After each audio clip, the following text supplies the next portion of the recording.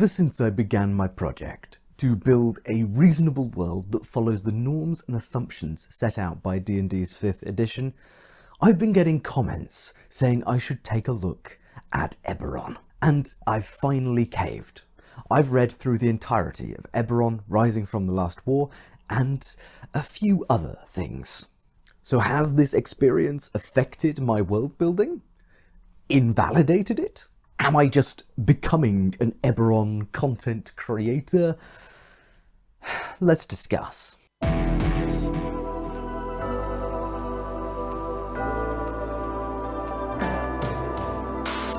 Generally, I've found this setting filled with brilliant ideas, from Dragonmarked to Mage rights, magical industry to an uneasy Cold War. But I must admit, I had entirely the wrong idea about what Eberron was going into this. I had assumed, for whatever reason, that Eberron was this hyper-industrialised magical world, centred on a vast, sprawling urban development. Kind of like Coruscant in Star Wars. You know, a big city filled with flying coaches, warforged as the droid analogue. Heck, there's even kyber crystals in Eberron. I came into this somewhat dreading reading a big city setting, which can be interesting and can work, but I feel doesn't quite evoke D&D's focus on exploration and the trackless wilderness beyond. But I was very happy to see that my assumptions were wrong. Eberron is exactly my kind of world. You were all right. It does align very closely with how I like to think about this game. Eberron is instead a partly industrialised, wide magic world, not high magic world. And yes, a lot of the expected play does seem to be around this Coruscant-style city of Sharn, but I personally find Sharn to be the least engaging of all of the myriad places described around Eberron. So here's what we're going to do. You're going to assume I find all aspects of Eberron at least interesting, if not good. And with that assumed, I'm going to get into nitpicking some personal issues and world-building issues that I had with the setting, under the assumption that I think it's generally very well done. Now, I am aware that this setting has many, many books written for it, some source books, some books, and that in some of these there may be an answer or an explanation for some of the questions and concerns that I'm going to raise. And if they are answered in the expanded Eberron universe, I guess we're using Star Wars terms today, I want you to let me know, please, in the comments, so I can further my understanding about this setting. But please do remember, as I critique this world, I do really like the setting, and I would even consider running games in it, which is high praise indeed from someone who has never run any Dungeons & Dragons game outside of a world of my own creation. So with all that said, which aspects of this world don't hold up to scrutiny for me? And why? Let's start simple. Airships. Now I get how these may be more flexible than lightning rails, which is this setting's essentially version of a train, as airships don't need to follow rails and can fly over obstacles, even vast swaths of deadly land like the Mournland in Eberron.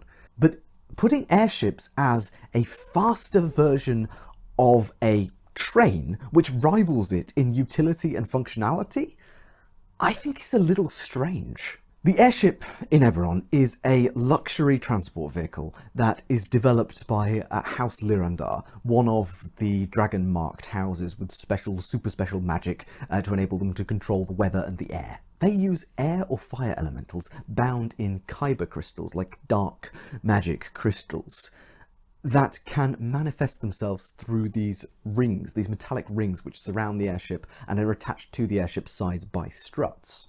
And an heir of the House Lyrandar Dragonmark is able to control these elementals.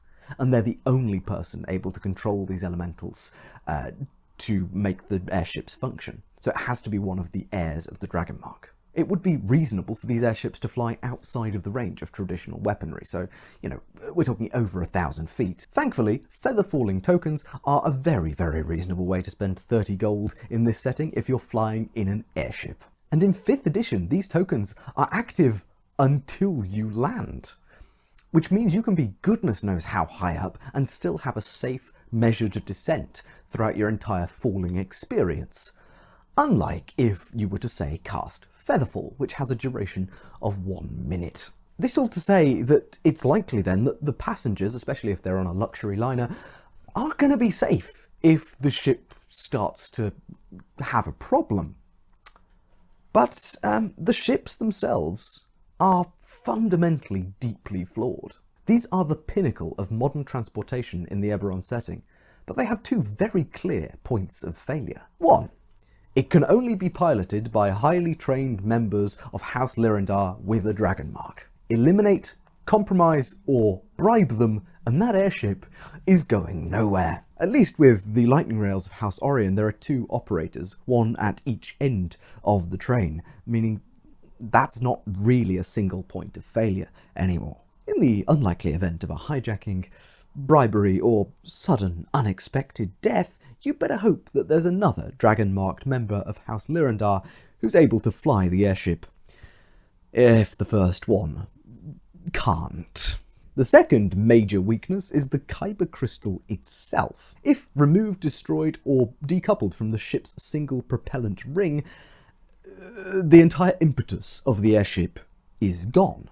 All you have is a very expensive hull made from special elfin wood, which is able to float in midair, if you're lucky. Targeting either of these single points of failure is all a group of sky pirates needs to disable this most impressive of new forms of transportation in the world, the fastest way to get from A to B, as long as A to B doesn't have a lightning rail.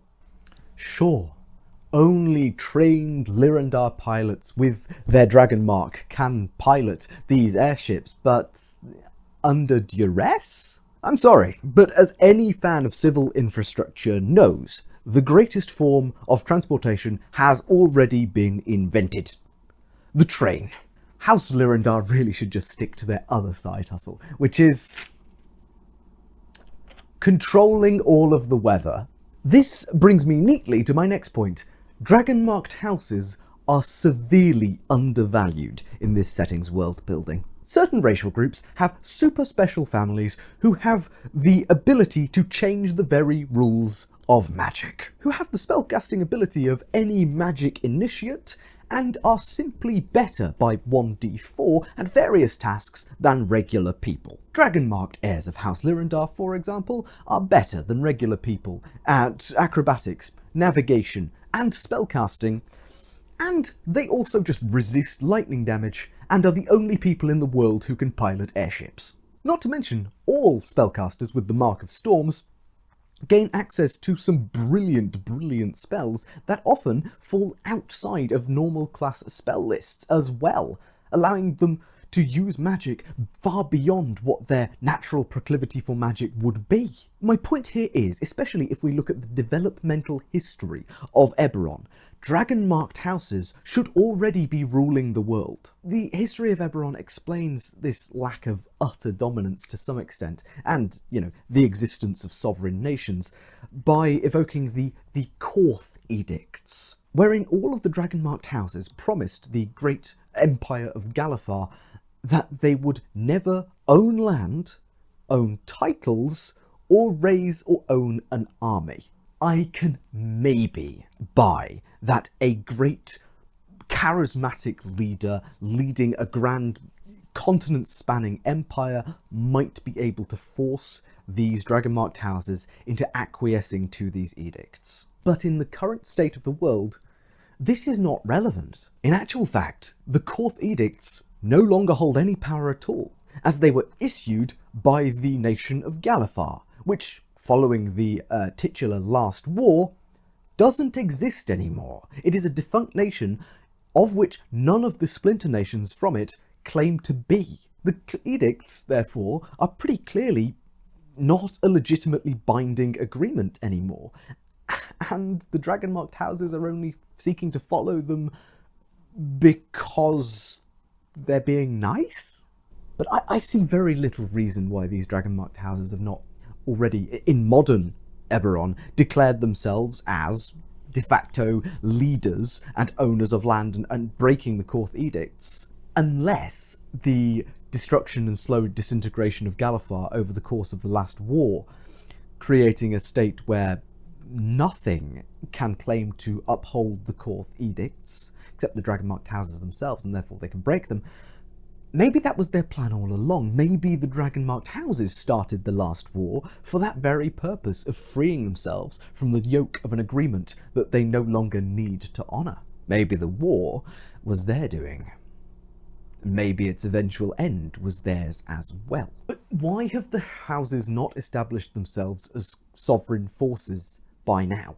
In fact, since the Dragonmarks start appearing around 3,000 years ago, as best I can tell, which is about when humans arrive on the continent of Khorvaire, and was presumably a time where progress in human, at least magic, was, not quite as far along as we're seeing in modern Eberron. Why are the Dragonmarked houses not long before the war and any edict could be passed? Why are they not beginning as this great power that is capable of marshalling a sovereign nation around themselves? A fledgling human civilization. At the same time, Dragonmarks are beginning to appear, facing off against hordes of monsters, halflings riding dinosaurs, and fiends wandering around the material plane. They're gonna gather around the 5 families of people who can naturally do a whole bunch of magic, and bear special divine marks that mark them as better than everyone else. And this is another concern I have about the history of Eberron. Its history largely ignores any question of these Dragonmarked groups being leaders or monarchs or ruling their fellow peoples. There seems to be a kind of implicit assumption that the houses have always kind of been as they are now, just a little less technologically advanced. Except, of course, during the War of the Mark, where they all unify together to hunt down the aberrant Dragonmarks. They're basically cowed dynasties with vast technological prowess, special magic, who nonetheless have kind of barely competing monopolies, their own niche, and are willing to toe the party line. I am aware that the ancient elven house of Vol represents a Dragonmarked house that got a bit too big for its boots and therefore was hunted down by the others. So perhaps there's, a crab in a bucket sort of thing going on here in Eberron's prehistory that isn't quite elaborated on. But unless there were a lot of Dragonmarked houses in the past that died off or were hunted down specifically, not just the 12 or 13 that are presented here, it seems unreasonable that none of these houses or groups of people, at least these families, have ever sought to lay claim as sovereign lords of a part of the world. That, considering that latent innate natural magic is quite rare in Eberron's history, kind of only really being seen in ancient dragons, ancient giants, and also the ancient goblins, which are a cool addition. As a side note, it's also a little personally frustrating that once again humans are presented as a late arriving diaspora who once again seem to come to dominate the landscape very quickly, using once again a suite of super special gifts given to them by the whatever forces that be in the world to help them be the best. Humans get 5 Dragonmarked families. Goblinoids, the original inheritors, the original empire of this land of Khorvaire at least, 0. Lizardfolk, no Dragonmarked families. Orcs, no Dragonmarked families, despite the fact that half-orcs and humans get to share the Mark of Finding. Hell, even the dwarves just get 1 Dragonmark, the Mark of Warding. In my view, it is very, very likely that ancient civilizations would have seen these marks as marks of the divine, especially considering Eberron's interesting faith setup. So, in this way, humans would really seem to be ridiculously powerfully blessed by whatever powers that be. 5 families of the human variety. Humans would seem to be dominating the chosen special status of chosen by whatever Dragonmarks are. This disparity in terms of Dragonmarked power does kind of justify their inclusion and dominance in the lands of Corvair. But it does bring up other questions. Why aren't there, other than the clear and obvious reasons of optics, human supremacy cults in Corvair, or Eberron more generally, if they are so chosen and special? Especially because it's human blood that forms part of the marks of storms and finding as well, the half-elven and half-orcish marks. If human specialness is indeed a feature of this world building and not some inbuilt assumption, well then it needs to be treated as such, not just as a base expectation for a D&D world. This segues into another issue that might be a matter of taste. Religion. Eberron may be the most actively atheistic of all of D&D's settings, with the possible exception of Dark Sun. The thing is, though, in Eberron it feels kind of unintentional. I do need to explain myself here. There are deities who are worshipped in this world with dark mirrors of themselves to boot. There are other competing established religions like the Silver Flame and the Blood of Vol. But much like the system of faith in A Song of Ice and Fire, these deities, these godlike powers, are distant and very uninvolved. In a break from what usually happens in D&D settings, they're also inaccessible, even using planar travel. Dolor, the realm of the dead, seems to be the gathering place of all souls, all mortal souls. Except for the ones that are snatched away during this process by the Keeper, who's one of the Dark Six, the dark mirrors of the traditionally worshipped deities, who is arguably, therefore, the most imminent and present of any deific figure in the entire setting. The Sourcebook states that no one in the world has any idea what happens after a soul disappears from Dolor. Whether there's some sort of gate to the divine heavens or what that is, there is no certainty amongst anyone in the world. Add to this that due to planar manifest zones, it's entirely possible that a cleric's magic doesn't come directly from the gods, but comes from Iria or Serania, the planes of peace and positive energy, perhaps. And there's a rumour that the Church of the Silver Flame, the entire divine energy of the Silver Flame, is just the collected pool of energy from a collection of martyred coatls. The gods are not apparent. They do not intervene, and the division between them and the mortals of Eberron is about as wide as in our real world. Arguably, the waters are even a bit muddied. Regular people have access to what in D&D is traditionally divine magic. The 2 Dragonmarked halfling houses, for example, can purify food and drink, can heal the sick, cure wounds, restore ailments, and eventually their spellcasters can cure most diseases as well. Even life-saving magic is not the unique domain of the gods in Eberron. In Eberron, the gods are behind a very opaque veil, and there's very little that connects them to the mortal world in any sort of prophetic sense or in any sort of imminent active process. The closest we get, maybe, are the Draconic Prophecy, a prophecy knit through the very fabric of the world. The Daelkyr, these maddening, great old ones who have the power to shape flesh. The elven ancestors who are either living in the minds of their descendants or undead in a great council beyond the seas. Or cults of self-perfection in the Path of the Light or the Blood of Vol. This doesn't stop the Blood of Vol with its attitude of the hope that the self can eventually become divine, and this sense of pity towards martyred undead who have chosen to remain behind in the material world instead of choosing to die, to act as repositories of knowledge and wisdom for those who may still yet have a chance to ascend to divinity, knowing that the undead have lost their chance. That is one of my favourite things in this entire setting. It's a really, really clever twist on the concepts of mummies taken from ancient Egypt and our modern understandings of the mummy as a terrifying monster.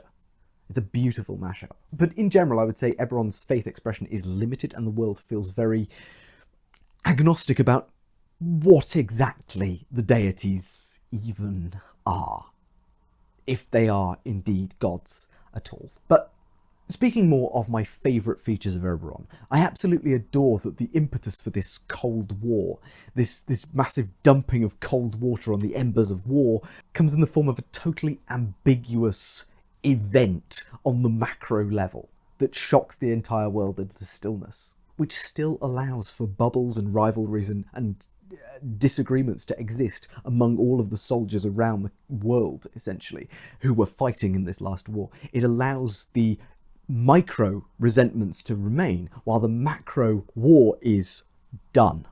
The representation of gnomes in Eberron are among my favourite of any of the D&D settings that I've ever seen. It builds really well off their innate talent for illusions to make them a kind of conniving set of individuals who are constantly involved in webs of intrigue and drama and just bits of harmless, although not harmless to them, intermedial family feuding. And the nation of Zilago may be my go-to if I would ever run an adventure in Eberron.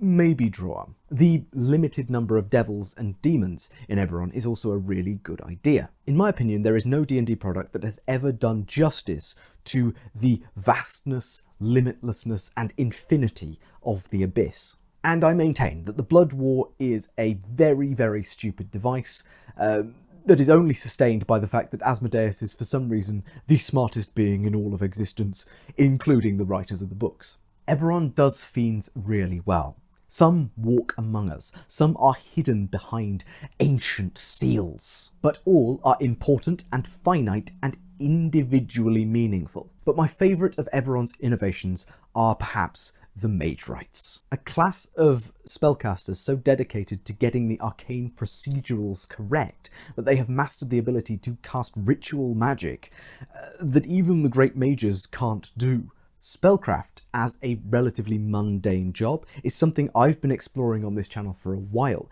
with my series on the cantrips, which can be used to great effect in the world. But the Mage Right takes this a step further. It's people hyper-specialising down to focus on a certain type of magic and doing that to such an extent that they are able to be the kind of drive shaft of industry around their entire economy. It's amazing. It's a really clever way to do it, although it doesn't necessarily align with any rules from 5th edition. Keith Baker, creator of Eberron, has opined that Mage Rights just fundamentally don't work as a player class, at least within the balance of 5th edition, or D&D in general. But I'm not so sure. I feel like the Mage Right has an awful lot of potential in terms of a player character's journey, exploration, and indeed roleplay. And I'd feel fairly confident making or perhaps balancing a Mage Right class or even Artificer subclass, all things considered. But at this moment, I have not yet done so. I do genuinely feel like Mage Rights have some of the best storytelling and roleplay possibilities of any of Eberron's concepts, so do let me know if you'd like to see that, or if there's any very good conversions or creations of a Mage Right player facing option that already exist out there floating on the internet somewhere. Mage Rights are just so damn cool. I really want to play one. That's I guess the impetus behind all of that. And Eberron is a really brilliant setting. I've enjoyed reading through it, although it has taken me a little while with other things going on. And I apologise for not posting a video recently. It's a busy time. But we should be back on track reasonably soon. But with all that said, thank you so much for watching. I hope you've enjoyed the video. And I've been Tom, otherwise known as the Grungeon Master. Thanks again for watching, and I will see you in the next video.